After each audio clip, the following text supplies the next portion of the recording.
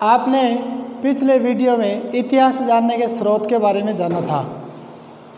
इतिहास के जो स्रोत है वो आपको शिलालेख वगैरह ये बताए थे, सिक्के वगैरह, साथ में अनेक स्रोत भी जैसे धर्म ग्रंथ है, उनसे भी हमें ऐतिहासिक जानकारी मिलती है।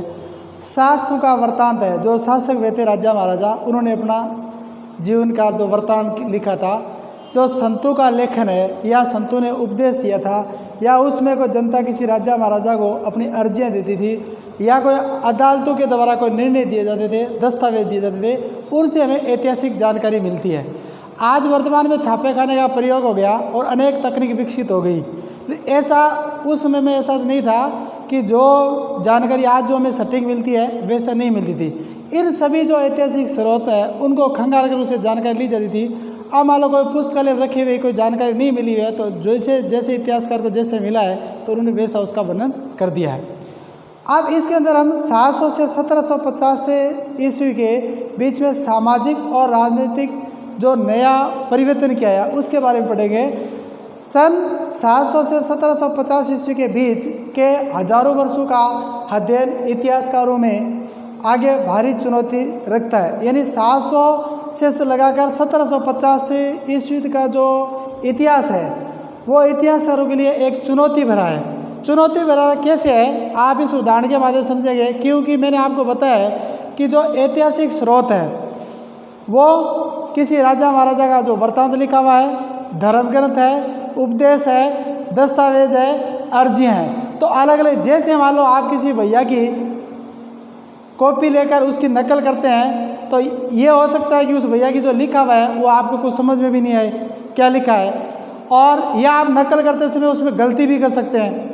तो इसके समान ऐसे इतिहास के अंदर जो लिखी हुई है अनेक प्रकार की जो उसकी पांडुलिपियाँ भाषा या जो लिपि लिखी हुई है वो इतिहास उनकी समझ में नहीं आई। जैसे जैसे उनकी समझ में आई उस प्रकार उसने अपने उसका वर्णन कर दिया है। तो ये इनके सामने एक चुनौती है, मुख्य रूप से इसलिए कि इस पूरे काल में बड़े पैमाने पर और अनेक तरह के परिवर्तन हुए। इस समय 700 से 1750 में बड़े पैमाने पर, यानी उस समय आमूलचूल जो परिवर्तन हुआ है।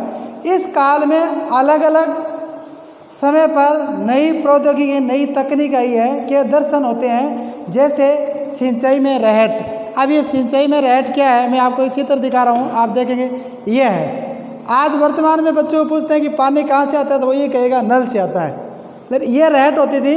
आपको जो ये चित्र दिखाई दे रहा है ये ऊपर डिब्बे से लगे हुए हैं और इसके बेल जोते जाते थे, और बेल जैसे अंदर फिर इसको छोड़ दिया जाता था तो कुएं के अंदर चला जाता।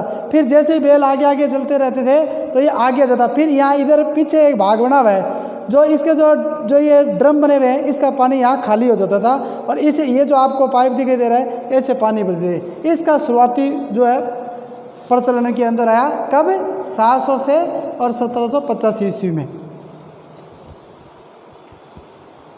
कताई में चरखे है उसका इस्तेमाल होता रहा। अब आपके लिए तो चरखे आज के लिए नई चीज़ है। और युद्ध में आग्नेयास्त्र का मतलब बारूद वाले जो हथियार है वो काम का इस्तेमाल।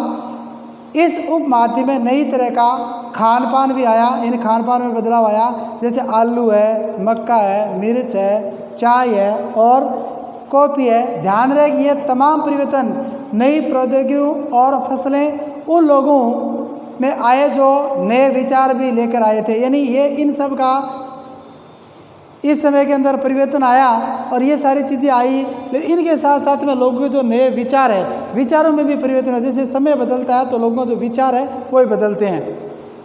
और परिणाम स्वरूप यह काल आर्थिक, राजनीतिक, सामाजिक और सांस्कृतिक परिवर्तनों का काल कहा जाता है।